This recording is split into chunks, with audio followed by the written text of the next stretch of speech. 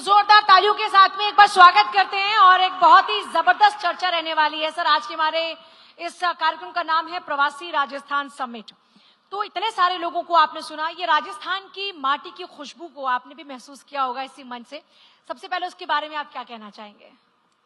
मूलतः हम राजस्थान से ही आते हैं और सर्वप्रथम भारत 24 ने जो ये प्रवासी राजस्थान का कार्यक्रम करके एक इतना अनूठा प्रयास किया है जो सोच से भी परे हो और राजस्थान की आन बान शान को पूरी दुनिया में आगे लेकर के जा रहा है, तो एक बार हमें भारत 24 के लिए बहुत जोरदार तालियां बजानी चाहिए।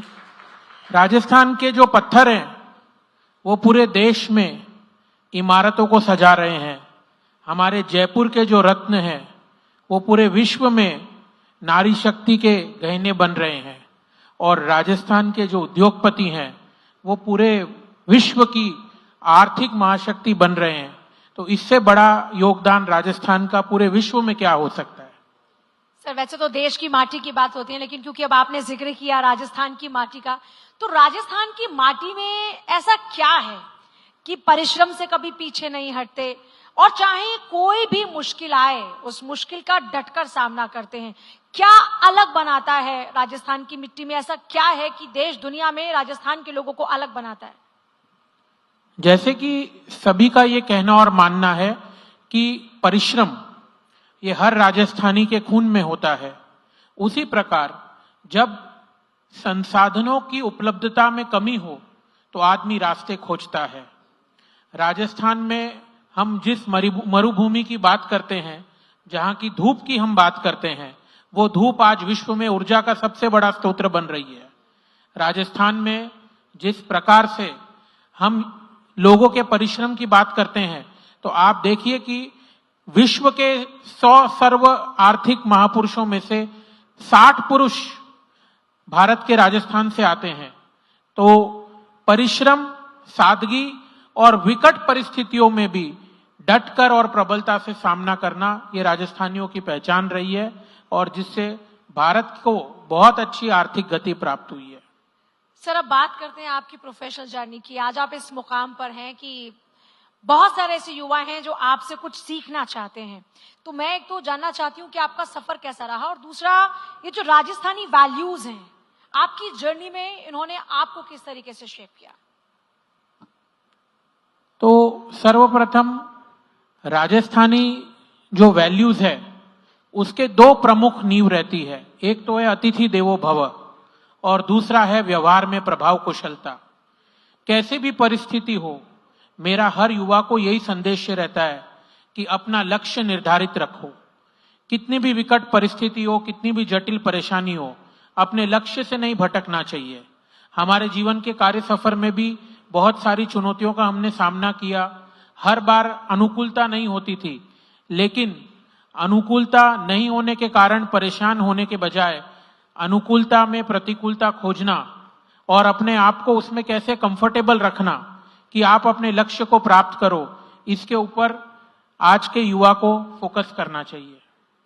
अच्छा, आपकी नजर में राजस्थान के लोग क्योंकि बाहर जा रहे हैं, अलग अलग सेक्टर्स में काम कर रहे हैं, अलग अलग सिटीज में काम कर रहे हैं, अपनी पहचान बना रहे हैं, तो राजस्थानीज ने इंडिया के इस बिजनेस इकोसिस्टम को किस तरह से मजबूत करने का काम किया?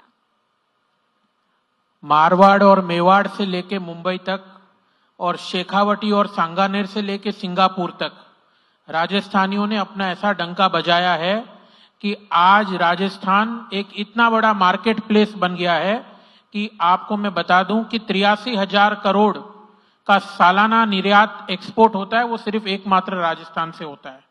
तो जो राजस्थान की भूमि भारत के नक्शे में सीमित होगी, पर राजस्थानियों का नाम विश्व के हर देश के नक्शे में समूहित है और सम्मान और गर्व के साथ विश्व के लोग राजस्थानियों को देखते हैं। ये हमारे लिए बहुत बड़े सौभाग्य की बात है। सर, एक बड़ा इंपॉर्टेंट क्वेश्चन है, जो ट्रेडिशनल बिजनेस वैल्यूज हैं इसको मॉडर्न एंटरप्रेन्योरशिप के साथ में सक्सेसफुली किस तरीके से जोड़ा जा रहा है, और इसे आगे बढ़ाने के लिए या सामंजस्य बिठाने के लिए क्या स्ट्रैटेजी रहती है? क्योंकि आज हालात बदल रहे हैं, वक्त बदल रहा है, युग बदल रहा है।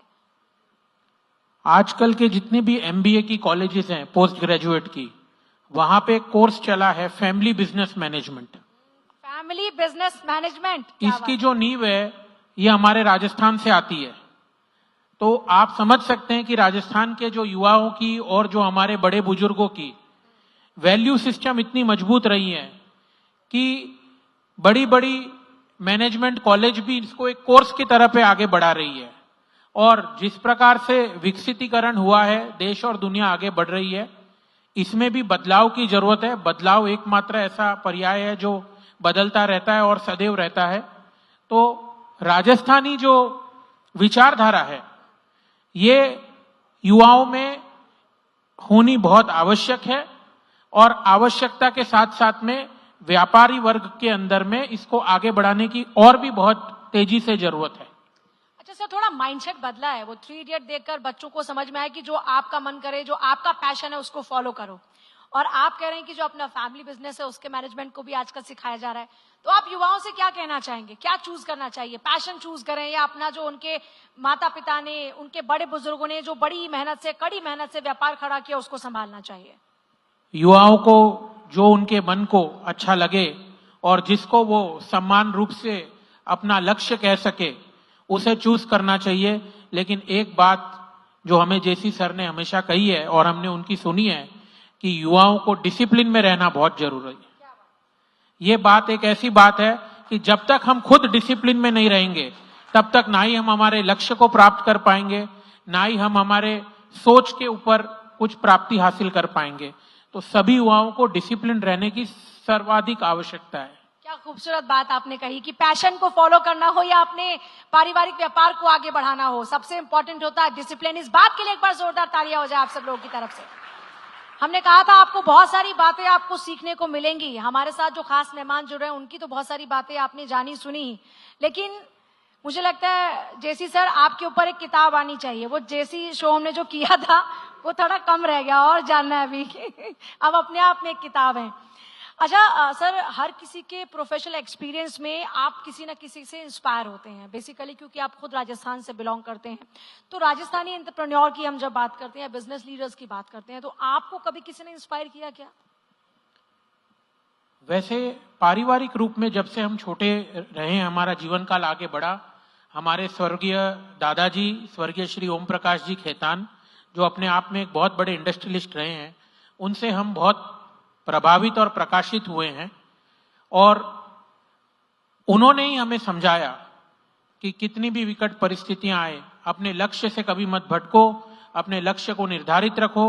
और यदि आप अपने लक्ष्य को निर्धारित रखोगे तो आप खुद एक रोल मॉडल के रूप में उभरोगे और देश का नेतृत्व कर सकोगे। अच्छा, आने वाले सालों में प्रवासी राजस्थानी जो हैं वो इंडिया की ग्रोथ स्टोरी में किस तरह से अपने कंट्रीब्यूशन को और ज्यादा बढ़ाएंगे?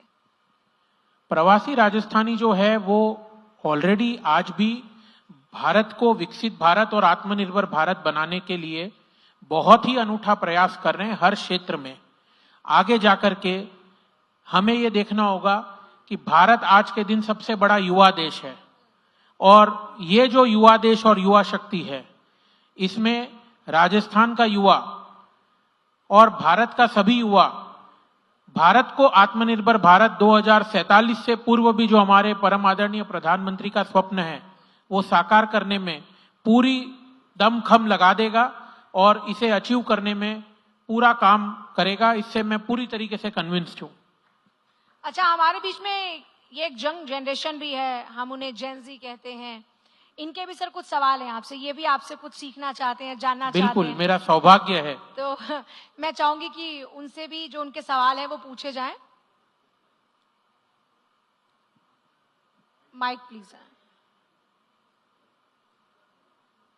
आपका क्या नाम है, क्या सवाल रहेगा आपका?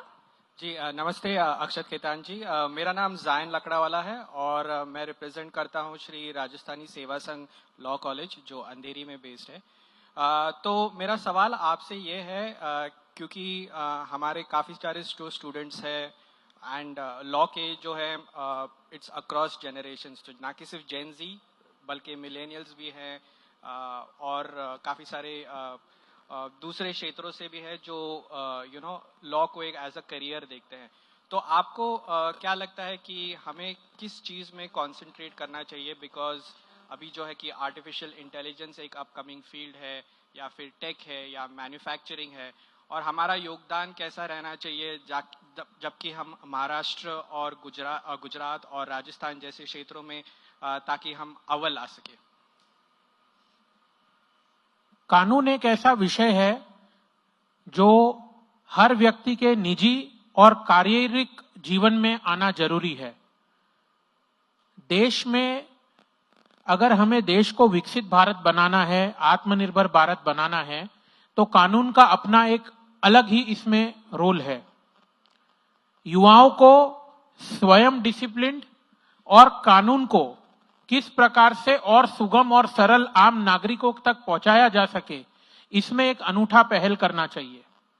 देखो, लोग कहते हैं कि ये कानून जो है ये बड़ा कड़क है, नियम बड़े सख्त हैं। ऐसा नहीं होता है। सख्ती, नरमी, ये सब आपकी सोच और विचारधारा है। कानून जो है वो आपका जीवन सुगम और सरल बनाने के लिए लाया गया है।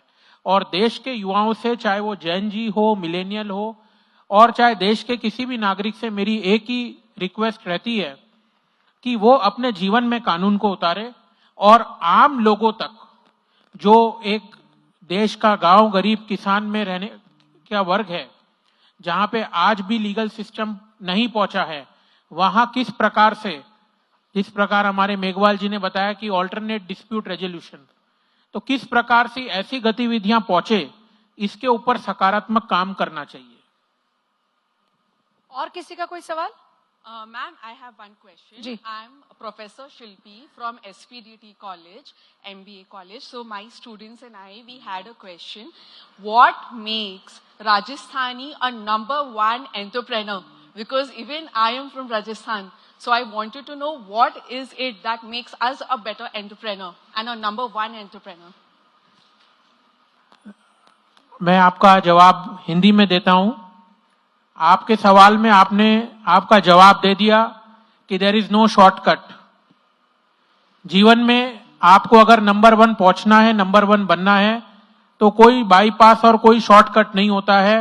Hard work and dedication are only 2 meanings and statements that you can become number 1।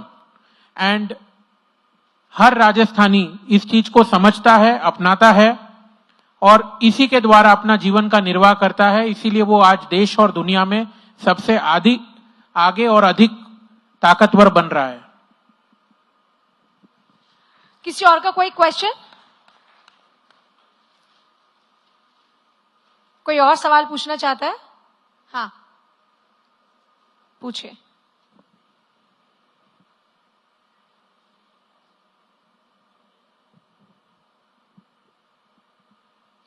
I am Sheikh Nargis from SRSS Law College.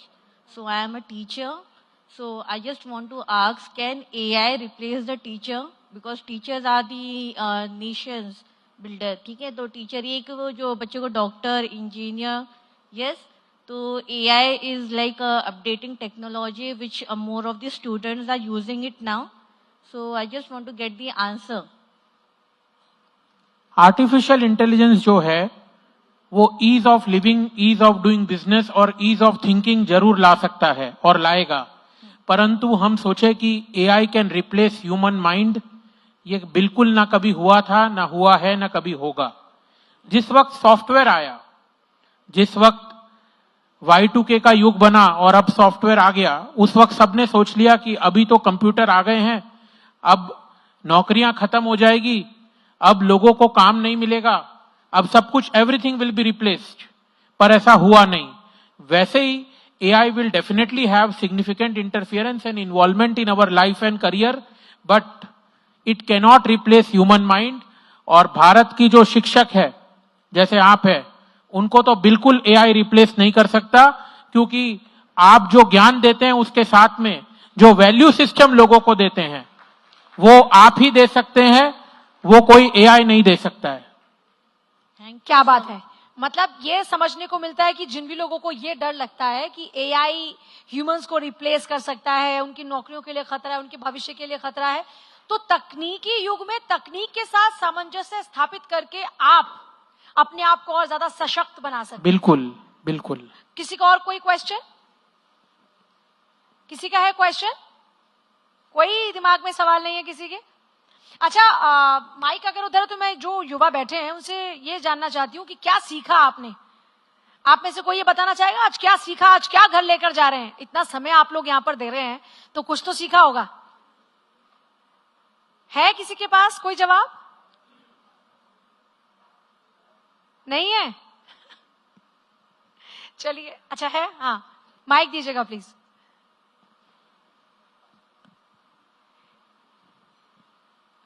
Hi, my name is Suman Singh and I represent my SRSS college, Law College. And from today's conference, we learned that no shortcut, as Sir said, and the earlier Sir said, we should respect everyone. These are the really thing that we should follow. I'm a millennial and I'm giving the message to the Gen Zs, everyone, ki we did that and you all have to do that. We really learned this thing from today's conference. And I'm really thankful from my college कि we have learned these all things. Thank you. Thank you so much. Sir, अच्छा, आज की generation थोड़ा जल्दी panic हो जाती है। कोई जैसे अगर मैं अपनी जनरेशन की बात करूं तो हमें सिखाया जाता था कि जब भी कोई परेशानी आए तो थोड़ा धैर्य रखना है। क्या आज की वो जनरेशन में आपको कहीं वो धैर्य की कमी नजर आती है क्या? या आपको लगता है कि आज वक्त की डिमांड ये है कि आपको एग्रेसिव होना है, आपको अपनी बात अपने एक्शन में वही एग्रेशन दिखाना है? जैसे जैसे पीढ़ियां आगे बढ़ रही है तो एज ऑफ टेक्नोलॉजी आ गई है। इस एज ऑफ टेक्नोलॉजी में दो चीजें बहुत ही लोगों में मिसिंग है। सबसे पहले पेशेंस और दूसरा है परिश्रम। Quick solution, easy target and fast money, ये तीन चीजों ने इस जनरेशन में छुपी हुई प्रतिभा जो है उसको दबा करके रख दिया है। तो पैनिक है ऐसा मैं नहीं कहूंगा, पर पेशेंस की कमी है और पेशेंस को इनकलकेट करना, धैर्य को इनकलकेट करना बहुत जरूरी है। और धैर्य रखना ये भी अपने आप में अपने आप को नंबर 1 बनाने के लिए एक कला है। इसको समझना ये हमारा जेनजी के लिए एक संदेश रहेगा। सर, राजस्थान की माटी से इन सभी लोगों को क्या सीखना चाहिए, क्या समझना चाहिए, जो आप अपने तजुर्बे से इनको बताना चाहते हैं, जो आपके संघर्षों से आप इनको समझाना चाहते हैं? मेरा वैसे सभी को एक ही संदेश है कि जिस प्रकार से राजस्थान में ना ही कोई पानी की उपलब्धि है, ना ही इतना विकसित कारखाने रहे पूर्व काल में, उसके बावजूद राजस्थानियों ने विश्व भर में अपना नाम किया। तो हमारे पास क्या नहीं है ये नहीं सोचकर क्या है और हम क्या क्रिएट कर सकते हैं, इसको अपना लक्ष्य बना करके आगे बढ़े। सफलता हर भारत के युवा के कदमों को तक चूमेगी और उन्हें नंबर 1 बनाएगी। अपने आप में कभी भी हीन भावना ना रखे, अपने आप को सर्वशक्तिमान समझे और लक्ष्य निर्धारित रखें। यही मेरा युवाओं को संदेश है। अच्छा सर, हम जब विकसित भारत की परिकल्पना करते थे, क्योंकि आज तो हम उस परिकल्पना को साकार करने के लिए कार्य कर रहे हैं, तो उस विकसित भारत के लिए हमें किस तरह से अपनी सोच रखनी चाहिए? क्या हमें विजन अपना एक क्लियर रखते हुए दूरगामी सोच पर काम करना चाहिए, या आपको लगता है कि छोटे छोटे स्टेप लेकर आगे बढ़ना चाहिए? तो एक बड़ा लक्ष्य तो व्यक्ति का होना ही चाहिए, लेकिन उस लक्ष्य को प्राप्त करने के लिए एवरी बेबी स्टेप, जिसको हम कहते हैं, हर छोटा प्रयास करना आवश्यक है। इंफ्रास्ट्रक्चर इस विकसित भारत को प्राप्त करने के लिए एक बहुत बड़ा माध्यम है। तो भारत के युवा को यह देखना चाहिए कि जैसे कि speed is equal to distance in time, तो अगर हमें हमारी गति बढ़ानी है तो किस प्रकार से हम डिस्टेंस कम करने के लिए कम टाइम में ज्यादा काम कर सके और किस प्रकार से आगे बढ़ सके। एक बात यह भी है कि आगे जाकर के इंफ्रास्ट्रक्चर एक बहुत बड़ा की प्लेयर रहने वाला है। ऑल्टरनेट मैकेनिज्म्स, हर चीज का पर्याय